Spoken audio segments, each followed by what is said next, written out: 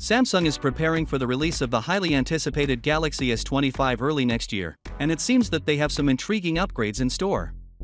Rumors suggest that the phone will be significantly redesigned, giving it a fresh and modern appearance. In terms of performance, there are whispers that the Galaxy S25 will be powered by either the Snapdragon 8 Gen 4 chip or the Exynos 2500 chip, depending on the country. Both chips are expected to deliver impressive power, but the Snapdragon 8 Gen 4 is said to have an incredibly powerful GPU, taking mobile gaming and graphics to new heights.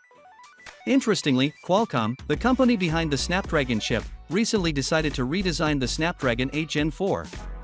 This decision occurred after Apple's upcoming M4 chip achieved impressive single-core test results.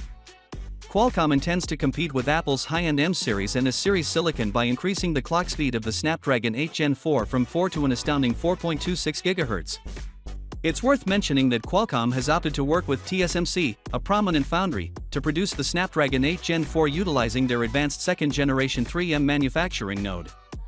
The same process node will be used by TSMC to manufacture Apple's M4 component, as well as the A18 and A18 Pro chipsets for the upcoming iPhone 16 range. This signals a heated battle between the two tech titans in terms of chip manufacture, but there is one little problem to Qualcomm's makeover.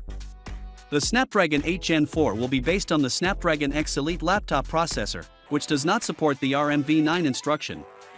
As a consequence, Qualcomm's flagship chip will not have a technology that allows processors like Apple's M4 to tackle complicated tasks more effectively. This might have an influence on the overall performance of the Snapdragon 8 Gen 4 when compared to rivals. Overall, the Galaxy S25 is building up to be an exciting release from Samsung, with a new look and powerful performance. It will be fascinating to see how it compares to Apple's offerings and how the Snapdragon 8 Gen 4 chip works in real-world circumstances.